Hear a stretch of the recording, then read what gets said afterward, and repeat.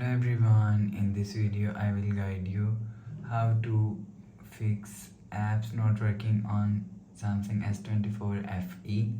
Let's start the video. First of all, restart mobile. Just click and hold side power button and click on this restart icon. Again tap on this restart icon. You will see your phone is restart.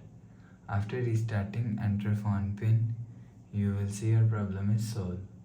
But if it not solved, if you want to fix this problem, so check internet.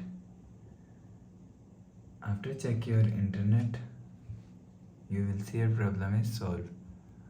But if it's still not solved, go to app library, click on settings app.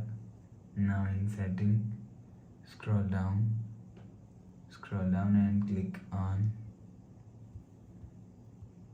general management, click on reset and click on reset all settings. Reset setting, enter phone pin, click on continue and click on reset. You will see your problem is solved. But if it's still not solved, so again click on settings app, scroll down and click on software update, click on download and install. You will check your software update is latest. If it not latest, update your software latest. After update software latest, go back to home screen. You will see your problem is solved. So please subscribe for more new latest videos. Thanks for watching.